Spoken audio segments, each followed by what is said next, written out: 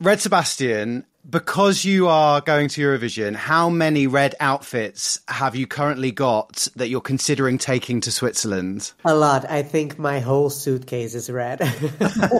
I've been buying many red clothes the last few weeks. I've already had a few outfits, but now it's nice to like kind of look at different options for Eurovision because I won't be wearing any of the outfits that I wore in the pre-shows. Yeah, so you've got to get something new. You can't have anything old.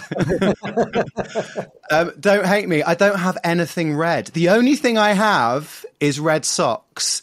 And that's dangerous, isn't it, to have red socks? Because, Good start, It's a start. It's a start. There. I mean, you should have something red when I come to Basel. Is that a deal? Yeah, it's a deal. We'll sort it out. I promise. Red Sebastian, Strobe Lights is your song. You are representing Belgium. We're going to find out all about you right here on the official Eurovision Song Contest podcast.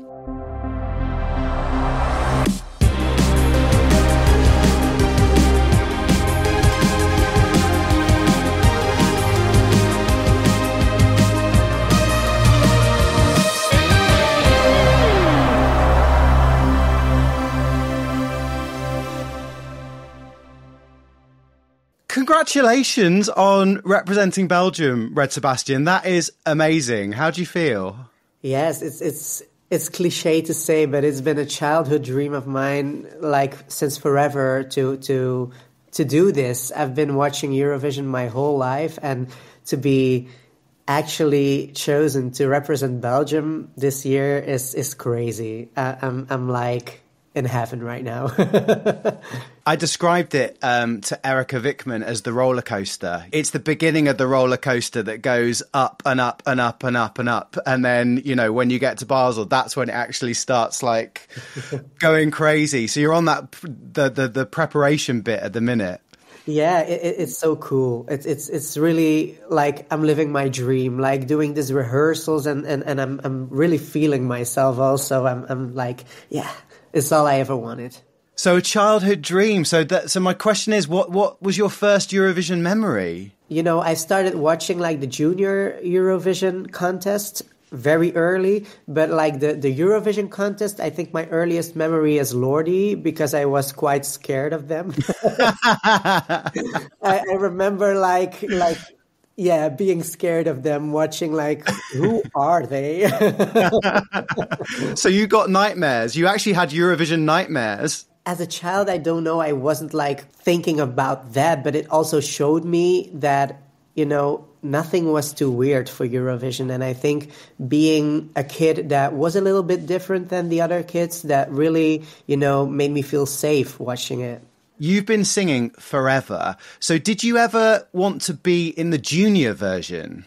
Yeah, I actually wanted to be in the junior version, and I really, I asked my parents a lot, but I think they didn't want me to because they were afraid of like people being mean to me. Even now, it's a lot to like deal with everyone's opinion, but I think as a kid I wasn't ready, and I think now I am, and I must say it would have been fun to do, but I stand by my parents, and I really get why they didn't let me, yeah. And what do your parents think now that you are representing Belgium? They are so excited, yes. They know it's been a long time dream, and they're really behind me, and they support me in every way. So tell me about Strobe Lights. When did you first know that this was the song that you wanted to try to get to Eurovision? Last summer, I wrote a lot of songs. I wrote 12 songs, I think. 12? Wow. Like a whole album. And Strobe Lights was actually the last song I wrote. You write a song and you're so excited about it. And usually that lasts like for a week or 2 weeks and you're, this is the best song. And then you write another song and you're like, this is the best song. But with Strobe Lights, it was the last song I've written, but I knew that this is like something special. And this is something that I want to sing on that stage. And that was very important to me. But, I wrote 12 songs. And I did like a sort of listening session with my close friends in Eurovision style. They all got to hand out like 12 points and 10 points and, to each song. And Strobe Lights was like the clear winner for everyone. And so it was very nice to see that my feeling about it was right, and like everyone also felt like that's your song to go to Eurovision. Yeah. So you made your own mini Eurovision Song Contest where you were the host, you were all the competing entries, and you were all the results, basically. And Strobe Lights was the clear 12 points, 12 points, 12 points, 12 points out of them all. It sounds like you were making like a Eurovision cake. If you had 12, you had like 12 recipes, and each time you were like, not quite right, good, but not quite right. And then finally you baked your cake, Strobe Lights, and it was like, perfection. Yeah, I mean, it was like something I didn't write before. We had these ballads, we had these like poppy tunes, the more like Gaga inspired tunes. And I was like, I want to make this club banger. In Belgium, we had this massive history in like this EDM, techno, dance culture. And I was like, I want to make that club banger. I want to make that song where I like can't leave the dance floor. And I feel that this is that song. So yeah, I'm very excited about it. And is that what you want to recreate in Basel as well? You want to turn the whole arena just into a big club? Yeah, I want that rave party in Basel. I want everyone to like feel that they're at a rave. Yeah. We had it last year with Colleen for Austria. We were rave. It's like, you are the natural successor. Do you know what I mean? You are the natural sequel. Yeah. I really loved Colleen. I was rooting for her last year, I think. I thought her song was also very poppy. I think mine is like a little more left-centered. Mm-hmm. But I hope people will go crazy on it in like they did with Colleen's song, because that was a massive banger and I was dancing in my living room. The only thing is, are you going to be thrown around the stage like Colleen? Can you remember when she was being thrown from like dancer to dancer? I think I want to move a lot, but there's some pretty strong and high vocals in the song, so I really got to be like also with my 2 feet on the ground, like in those notes, because otherwise it would be very difficult to hit like the high G. The high G, that's all it's about, is the high G. Although you say feet on the ground, at the national final, you're up on the ceiling. Yeah, that was pretty much very like, I wasn't scared, but as I was moving, the platform wasn't very stable and it moved. And I was like, I got turned 180 degrees in like 1 second, and I felt it like moving, and I was like, okay, Sebastian, like be okay, do it. Wait, so for people who haven't seen, basically you were on a big riser, weren't you? Like a big column. So you were at the top of like the studio. Were you strapped in? I had like this belt on, and there was like this, I was hooked on the platform, and it felt safe because they measured it that I couldn't fall off. Okay, good. I'm glad. Yeah. We don't want any danger at all. For the show. There is somebody who's very special to you, isn't there? Somebody who is your biggest supporter, and that is Gustaph, who represented Belgium 2 years ago. Can you explain your friendship? Because it goes back, doesn't it? It's got history. I graduated high school in 2017, and I always had this dream of like studying singing and being a professional singer. So the logical step along the way was to go study singing at the conservatory here in Belgium, in Ghent. And I auditioned and I got through. So I was studying there as of 2017. And my teacher was Gustaph. So that was, before his Eurovision journey. But I learned so much from him because I always got singing lessons from like females and women. And to have like a teacher, a man who has like pretty much like the same range and like similar tone and stuff like that was very handful for me. Like he could sing something and I could like try to sing it again, you know, and it was so nice to learn a lot from him because he has all the tools, he has the voice, he has like the moves, he has like he performs supernaturally. So it was very nice to have him as my coach at the conservatory for 5 years. 5 years, wow. Yeah. I also had like Ibenice, she's my vocal coach as of now. She's probably going with me to Basel. Nice. She was my singing teacher there, and then also Rob. So there were 3 singing teachers, and Gustaph was one of them. So how did you feel when you saw him perform in Liverpool?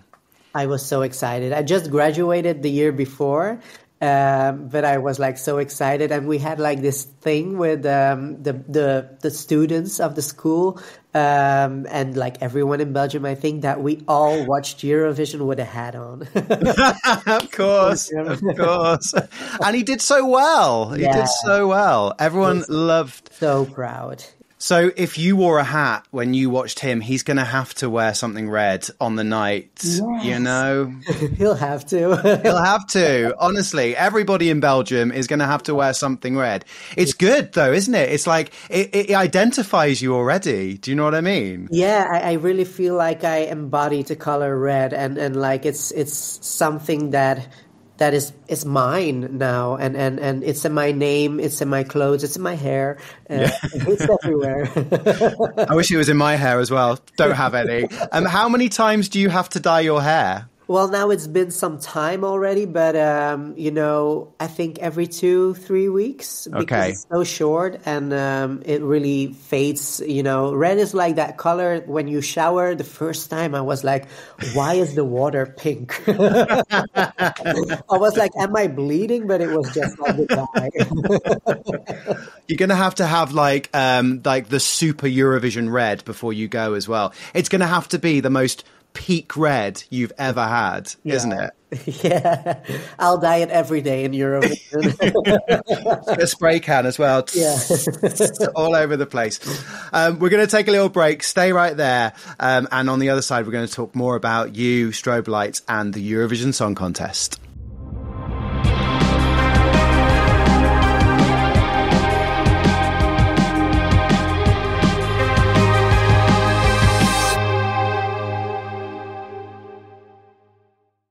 Sebastian, welcome back. Is it true that your name does come from The Little Mermaid? Yes, it is. It was like my favorite childhood movie. I loved Ariel, but I really loved Sebastian the crab, the red little crab, who was also like the orchestra leader and who sang Deep Under the Sea, I think. Under the Sea. Because in like Flemish, it's like Diep in de Zee. Yeah, it's really like one of my favorite movies, and I really, you know, related to him, you know, and looking for like an artist name, an alter ego. It was very clear that I wanted to do something with that. So it's Brad Sebastian. He is an iconic Disney character. When I was in school at my talent show, me and my friends did Under the Sea and Kiss the Girl. And my girlfriend at the time was Ariel, and we made like a tissue paper tail for her, and she sat in the middle, and all the rest of us sang the whole of Under the Sea. And from what I remember, we won, which is good because, you know, so The Little Mermaid, I think it's personally one of my favorite Disney films as well. I think it's because of the music. Yeah. Like, I just love the songs so much, you know. And also, like, Ariel has also red hair, so she does. There's lots of like inspiration that I got from the movie. Do you have like some little Disney trinkets that you can bring to Basel as good luck charms? Have you got like a little Sebastian or a little Ariel model? I do. I have a magnet of Sebastian on my fridge, and I have this. You know, I was obsessed with like fairies and mermaids when I was little. So there's a lot of tinkle bells and Ariels in my house as well.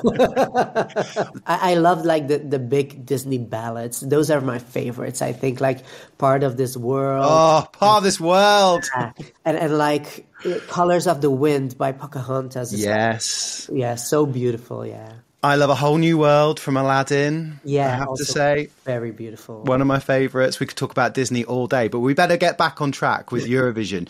Although you did mention earlier, you mentioned Gaga, and I just wonder, is she one of your number ones? Yeah, she is. You know, I first discovered, like as a little kid, I discovered Whitney Houston, and she's like really the reason I got into singing, because I was wowed at like 6 years old. I think I saw The Bodyguard at my grandparents when I stayed over. Did you? Yeah.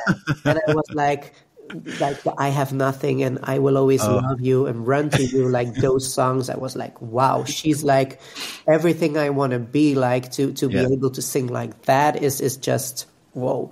And then through her, I discovered like Mariah Carey, Christina Aguilera, and then also like Gaga. And I think I was around 10 years old when she came on with like Just Dance and Poker Face. And I just loved her because it was so different and she was so brave and doing everything perfectly. And I think just being that, you know, odd kid out sometimes, I really felt like I wasn't weird when I was, you know, with Gaga on my computer and on the TV. And yeah, she's just like a major inspiration in her like artistry. And then I suppose, did that lead you on to doing Belgium's Got Talent, where you are this such confident 14-year-old? I've seen the video. It's amazing. Well, you know, I was, you know, really asking my parents to do junior Eurovision contest, and they wouldn't let me. And I was like, okay, well, if you won't let me do it, then I'll do something myself, you know, and behind their backs, I you know, I auditioned for Belgium Got Talent. You know, I wrote a mail to like a VTM, and I said like, I want to do this show and I want to audition, and I made a video in like my singing class at the moment, and yeah, I got to audition. And when they heard, they were like, okay, let's do it. You're 14 now, you're old enough. Let's go if you really want to do it. And yeah, it was just like a magical moment for me, because I didn't know what to expect. And when I walked on that stage to audition, I was like, whoa, this feels more like home than like my couch and like my bed. Like the stage is really what feels most like home for me. And it was so nice. And as of that moment, I really knew that I wanted to do that for the rest of my life and be a singer, be an entertainer, be a performer, and make people happy. Yeah. So how do you feel when you watch that video back now? Sometimes I feel a little bit cringy because, you know, then you watch the interview and then you're like, oh my God, what did I tell them? I was like such a young kid, like not knowing what to say. But when I do watch like the performance, I'm like, it's so cute to see where it all started for me and to see like which road I climbed, you know, the mountain I climbed, and the singing lessons that very much improved my voice, but it's fun to see where it all started. Yeah, and it was Christina Aguilera, right? Yeah. I sang Ain't No Other Man, and then because, you know, the crowd was loving it, they stood up and they were like, we want more. And I was like, what? So I ran to my mom. They cut that part out, and she was like, I heard you sang Lady Marmalade from the Moulin Rouge. Why don't you sing that a cappella? And I was like, well, okay. And I did. And I mean, that's still my favorite part of the audition, because I was like, I didn't rehearse that. It came so naturally. And I think those are like the most magical and memorable moments always in a party as well. And that's Strobe Lights a bit as well, you know, those unexpected moments are like the best. Yeah.